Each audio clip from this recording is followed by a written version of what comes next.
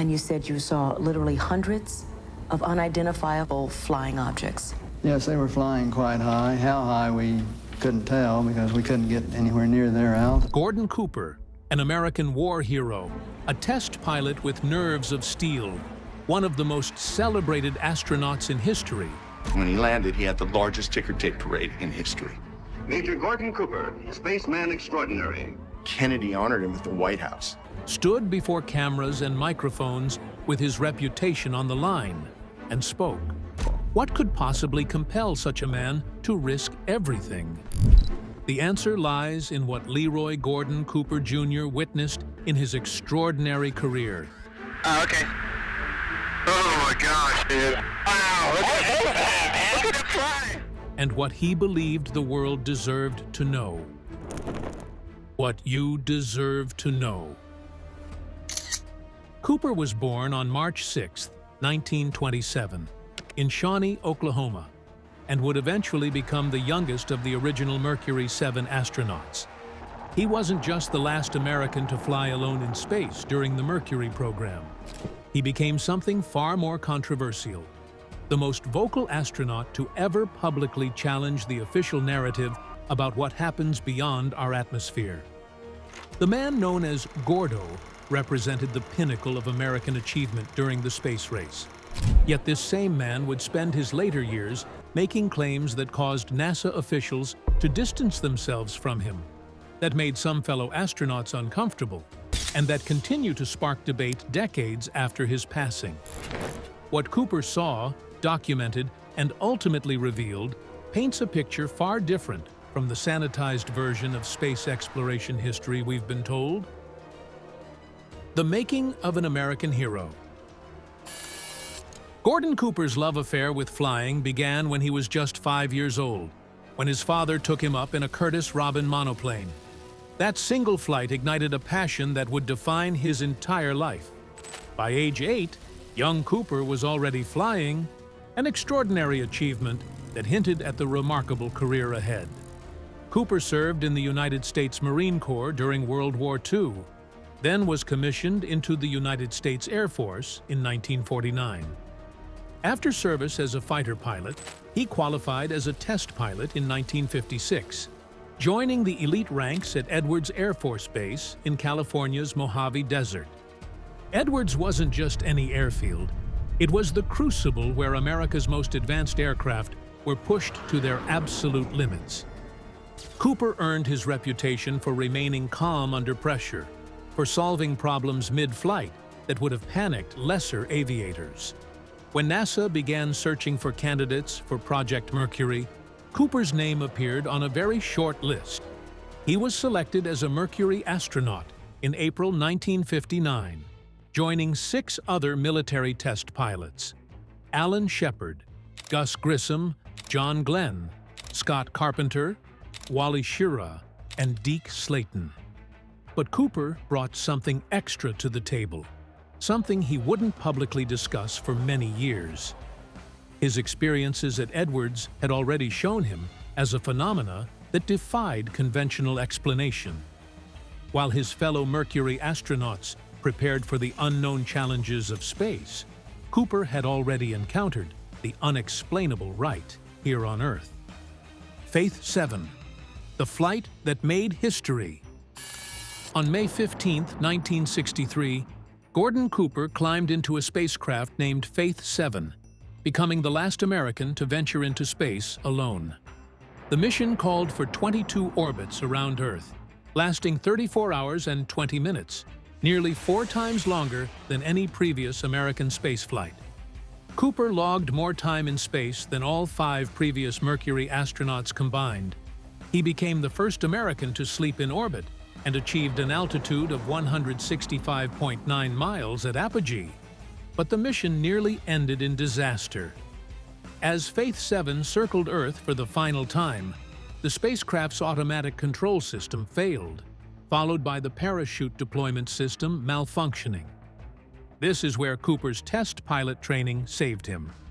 While mission control scrambled for solutions, Cooper manually calculated his re-entry trajectory using nothing but his wristwatch and his view of Earth below.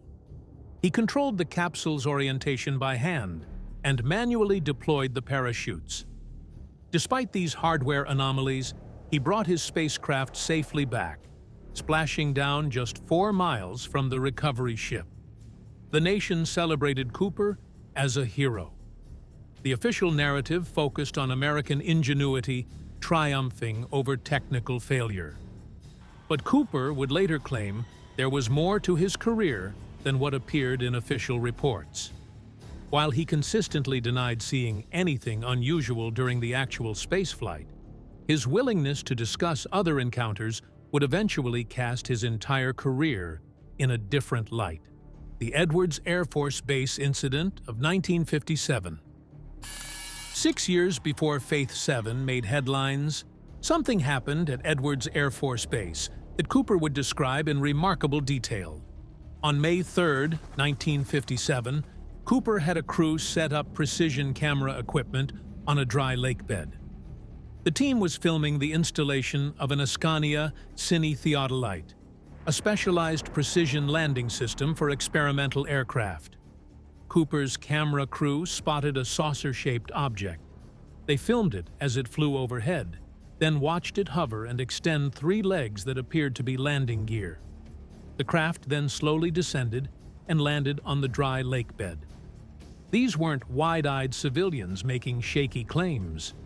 These were professional cameramen, trained military personnel using high-quality film equipment designed to capture the smallest details. The object appeared in broad daylight on a flat, open expanse where visibility stretched for miles. Cooper didn't witness the landing directly, but he saw the film footage. He described how professional the documentation appeared, how clear the images were, how undeniable the evidence seemed. The object was metallic, structured, and unmistakably controlled by some form of intelligence. Following proper military protocol, Cooper immediately contacted his superiors. The film was confiscated and sent through classified channels to the Pentagon. Cooper expected to receive an analysis or explanation. Instead, he encountered silence. The film disappeared into the bureaucratic machinery of military intelligence and was never returned. No official report came back. The incident was effectively erased from official records. Years later, NASA and Air Force officials would claim no such film existed. They suggested Cooper might have been mistaken. Perhaps his crew had filmed a weather balloon or experimental aircraft, but Cooper never wavered in his description. He knew what his trained camera crew had documented, and he knew that something beyond conventional explanation had landed at America's premier test flight facility. Germany, 1951. Cooper's first encounter. Cooper claimed to have seen his first UFO while flying over West Germany in 1951, several years before the Edwards incident. This occurred during the height of Cold War tensions, when American fighter pilots maintained constant vigilance over European skies. Cooper was flying a fighter jet on routine patrol when he and fellow pilots encountered something that didn't match any known aircraft. According to his later accounts, they observed metallic disc-shaped objects flying in formation at high altitude. These weren't distant lights or ambiguous blurs. Cooper described them as structured craft, clearly metallic, operating with obvious purpose and control. What made this sighting particularly significant was that Cooper wasn't alone. Multiple American pilots witnessed the same phenomenon simultaneously. The pilots filed reports through proper channels. Once again, Cooper encountered the same response: acknowledgement followed by silence. No official explanation came back down the chain of command. For Cooper, this represented his first direct encounter with the unexplained.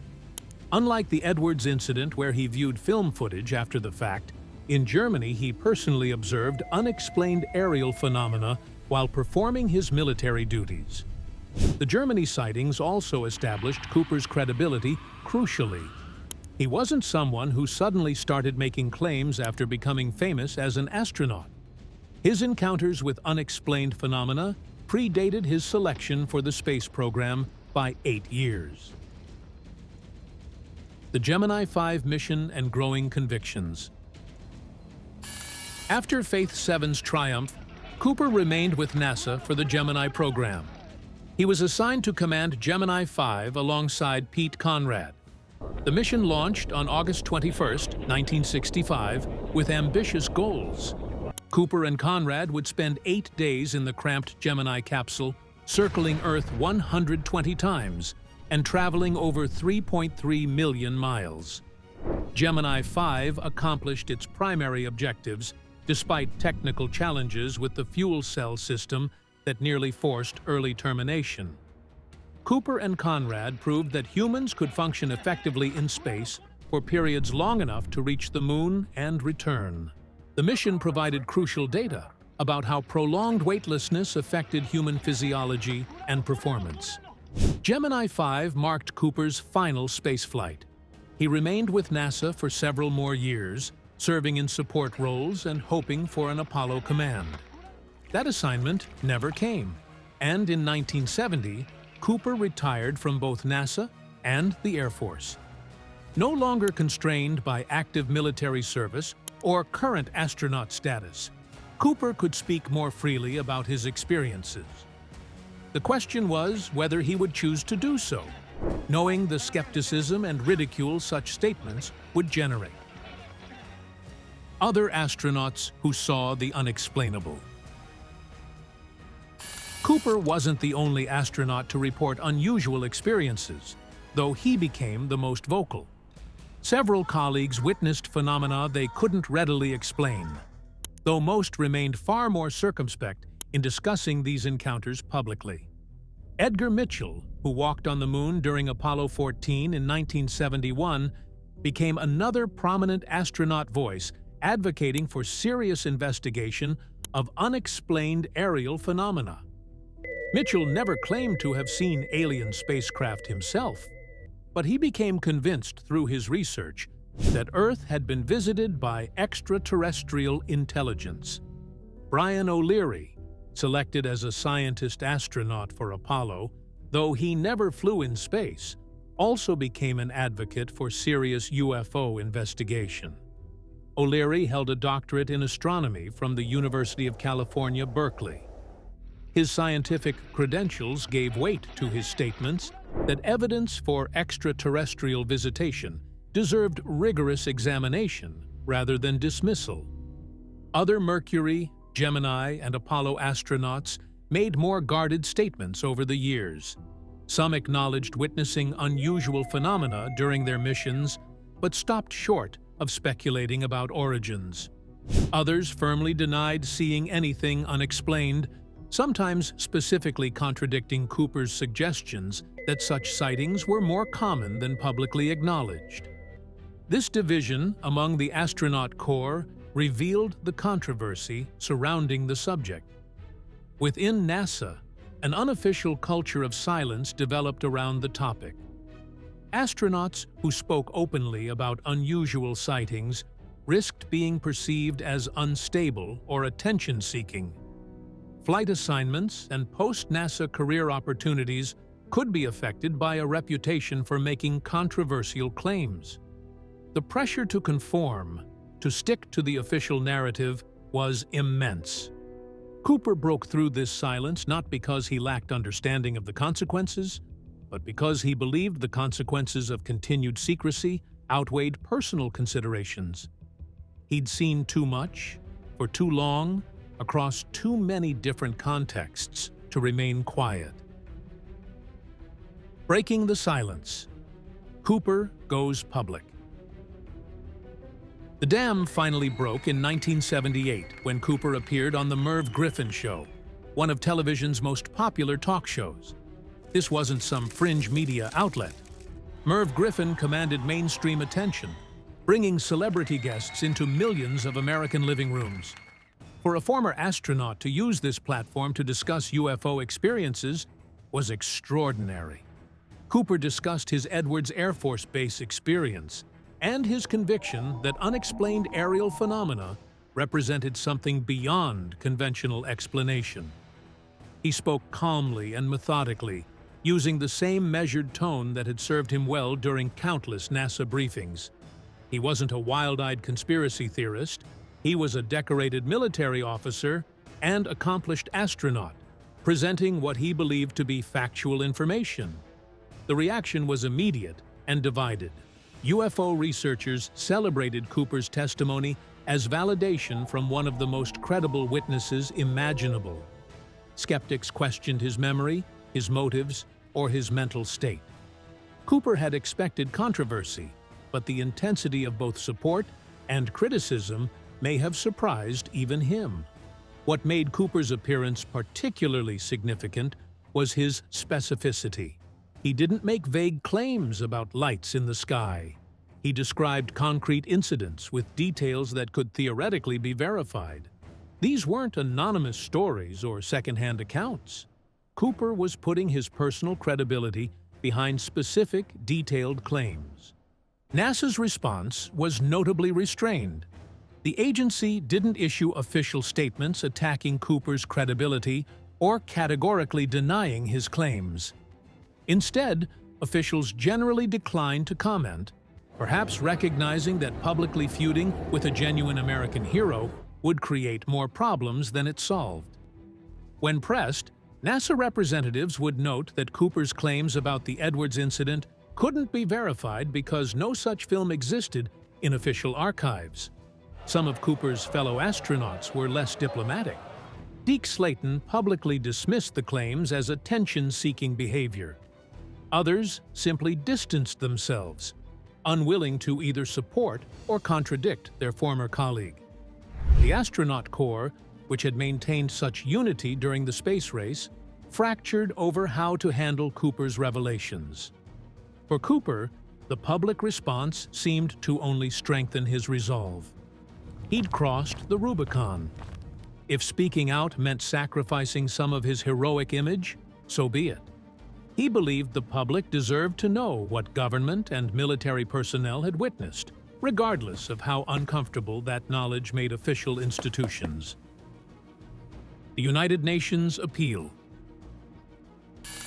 Cooper's most audacious move came when he took his message to the international stage. In November 1978, he wrote a letter to Ambassador Griffith of Grenada at the United Nations. This wasn't casual communication. It was a formal appeal from a former astronaut and military officer calling for global action on what he considered one of the most important issues facing humanity. In his letter, Cooper laid out his experiences with remarkable clarity. He wrote about his personal encounters with unexplained aerial phenomena, starting with the Gemini sighting in 1951 and continuing through the Edwards incident. But Cooper went further than simply recounting his own experiences. He called for the United Nations to establish an international committee dedicated to investigating UFO phenomena and sharing information across national boundaries. Cooper's reasoning was straightforward. If these craft represented advanced technology from other worlds, as he believed, then their presence affected all of humanity, not just individual nations. The secretive approach taken by various governments served no useful purpose and potentially denied humanity access to transformative knowledge. He believed international cooperation and transparency represented the only rational response. The letter stated clearly, "I believe that these extraterrestrial vehicles and their crews are visiting this planet from other planets, which are a little more technically advanced than we are on Earth." These weren't hedged statements or cautious speculation. Cooper was declaring his conviction unambiguously, attaching his name and reputation to claims that many would consider career-ending. In 1985, Cooper appeared before a United Nations panel discussion on UFOs and extraterrestrial intelligence. There, he reiterated his experiences and his belief that government secrecy around the phenomenon served neither scientific understanding nor public interest. He spoke about multiple encounters, about credible witnesses, about documented evidence that had been confiscated or dismissed. The UN presentations represented the culmination of Cooper's evolution from silent witness to vocal advocate. He'd moved from following proper channels and accepting official silence to challenging the entire system of secrecy on an international platform. Few individuals with his credentials had ever taken such a public, uncompromising stance on such a controversial subject. Leap of faith. In the year 2000, Cooper published his autobiography, Leap of Faith, An Astronaut's Journey into the Unknown, written with Bruce Henderson. The book provided Cooper's most comprehensive account of his life, his career, and most controversially, his encounters with unexplained phenomena.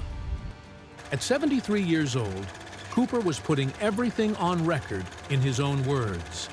The autobiography covered his entire life, but the sections that generated the most attention dealt with his UFO experiences and his beliefs about extraterrestrial visitation.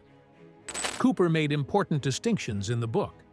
He clarified that he never claimed to see UFOs during his actual space flights. The phenomena he witnessed occurred during his time as a test pilot at Edwards, during his fighter pilot days in Germany, and through accounts from other credible witnesses. The book detailed how government officials had confiscated evidence, how proper reporting channels led to dead ends, how pilots and military personnel were discouraged from discussing their observations. Cooper described what he called bureaucratic suppression of information, a systematic effort to keep unexplained phenomena out of public discourse, regardless of witness credibility. Leap of Faith also explored Cooper's broader views on humanity's future in space, on the potential for contact with other civilizations, and on what such contact might mean for human society. He approached these topics not as wild speculation, but as logical extensions of his experiences and observations over decades in aviation and space exploration. The book's publication generated renewed media attention. Some praised Cooper's courage in providing such a detailed account. Others questioned why he would risk tarnishing his legacy with such controversial claims. Cooper's response remained consistent. The truth mattered more than his reputation, and the public deserved to know what military and government personnel had witnessed. NASA's official stance and the cover-up claims. Throughout Cooper's public statements, NASA maintained a consistent position. The agency had no credible evidence that any astronaut had encountered extraterrestrial craft, and unexplained phenomena reported by personnel had conventional explanations. This stance put NASA directly at odds with one of its most celebrated astronauts. The Edwards Air Force Base incident exemplified the conflict. Cooper insisted that his camera crew had filmed a metallic disc landing on the dry lake bed, that the film was sent through proper channels to the Pentagon, and that it subsequently disappeared into classified archives. NASA and Air Force officials stated no such film existed in their records. Either Cooper was mistaken or misremembering, or the film had been classified and removed from standard archives. NASA's position on astronaut UFO sightings remained firm. No astronaut had reported seeing extraterrestrial craft during their missions. The agency acknowledged that astronauts occasionally observed unexplained phenomena, but these were invariably identified as ice crystals, space debris, equipment reflections, or other mundane causes once properly analyzed. The agency faced a delicate situation. Directly attacking Cooper's credibility would mean questioning the reliability of a man they'd trusted to pilot spacecraft, whose judgment under pressure had been instrumental in safely completing the final Mercury mission. Yet allowing his claims to stand unchallenged might encourage more speculation about government cover-ups. NASA's solution was generally to avoid direct engagement. When pressed about specific incidents Cooper described, responses typically focused on the lack of documentation in official files, rather than categorical denial. Security protocols surrounding space missions added another layer to the controversy. Much of what occurred during early space missions was classified for national security reasons. Cooper and other UFO advocates argued that unexplained encounters were classified under these same protocols, hidden within legitimate national security procedures. The question of what NASA tried to hide, as Cooper suggested, remained hotly debated. Was there a systematic effort to suppress evidence of extraterrestrial contact? Or were his experiences genuine but misinterpreted, with conventional explanations that were never properly communicated back to him? Without access to classified files, definitive answers remained elusive. What seemed clear was that a gap existed between what personnel like Cooper reported experiencing and what official channels acknowledged or documented. Whether this gap represented cover-up or miscommunication, intentional suppression, or bureaucratic incompetence depended largely on whom you chose to believe. Cooper's final years and lasting message. After retiring from NASA in 1970, Cooper remained active in aerospace and business ventures. He consulted for aerospace companies, participated in business ventures, and remained engaged with the aviation community that had defined his life. Throughout these years, Cooper never backed away from his statements about UFOs. If anything, his conviction seemed to strengthen with time. Cooper's advocacy wasn't limited to simply recounting past experiences. He actively supported efforts to declassify government UFO files, to legitimize scientific study of unexplained aerial phenomena, and to remove the stigma attached to reporting such encounters. He believed that pilots, both military and commercial, regularly witnessed unexplained objects, but remained silent due to fear of ridicule or professional repercussions. In his later years, Cooper also expressed frustration with how the topic was handled in popular culture. He distinguished between serious investigation of credible reports and sensationalized entertainment focused on alien abductions and conspiracy theories. Cooper wanted rigorous scientific study, not tabloid speculation. His persistence in the face of skepticism and occasional mockery demonstrated remarkable consistency. Cooper could have quietly enjoyed his status as an American hero, collecting speaking fees and basking in his Mercury 7 fame. Instead, he chose to risk that legacy by continuing to speak about experiences he knew many would ridicule. Cooper remained mentally sharp and engaged until late in his life.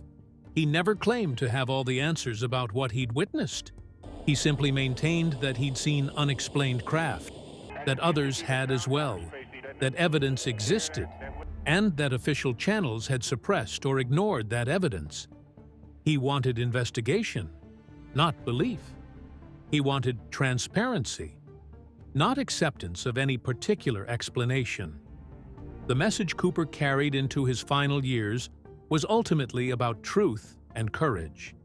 He believed that confronting uncomfortable realities, even when doing so brought ridicule or skepticism, represented a fundamental duty. Gordon Cooper died at his home in Ventura, California, on October 4, 2004. He was 77 years old.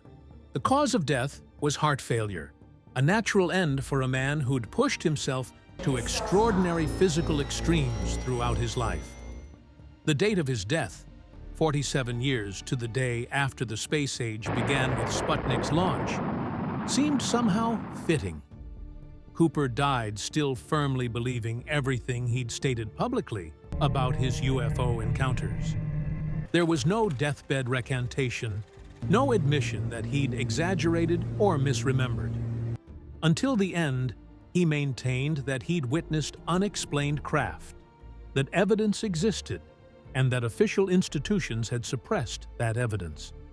A portion of Cooper's ashes were later launched into space on a memorial flight, along with the remains of others who dreamed of the stars.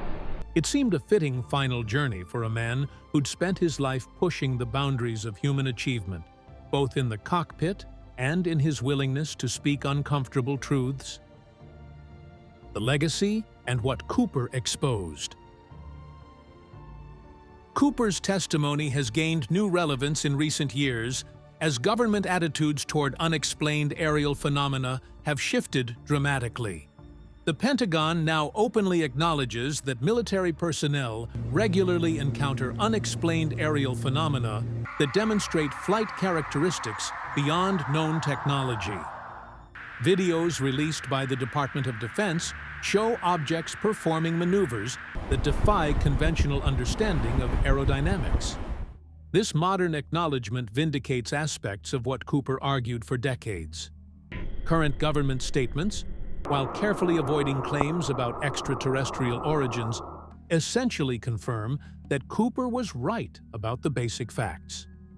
The credibility factor Cooper brought to the discussion cannot be overstated. He wasn't a civilian claiming to have seen lights in the sky. He was a decorated military officer, an accomplished test pilot, and a successful astronaut. His observations came from positions of unique authority and expertise. When Cooper said he witnessed something unexplained, when he stated that evidence had been confiscated, his credentials demanded attention even from those inclined toward skepticism. Cooper's legacy extends beyond the specific question of UFOs. He represented something broader: the importance of speaking truth, even when institutions pressure you toward silence. He showed that following proper channels doesn't always lead to proper responses, and that sometimes individuals must choose between protecting their reputation and sharing what they believe the public needs to know. Cooper understood something crucial that many of his critics missed. Extraordinary claims require extraordinary evidence, but the refusal to even look for evidence guarantees that none will be found.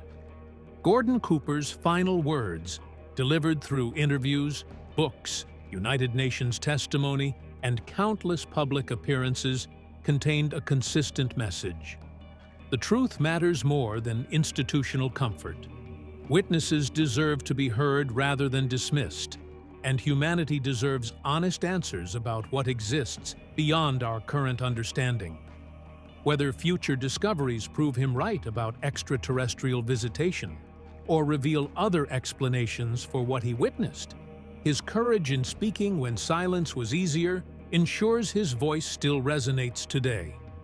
And perhaps that was always the point, not to provide final answers, but to ensure the questions could be asked without fear of ridicule or suppression. In that sense, Gordon Cooper's legacy isn't about whether aliens visited Earth. It's about whether we have the courage to seek truth wherever it leads, regardless of how uncomfortable that truth might be.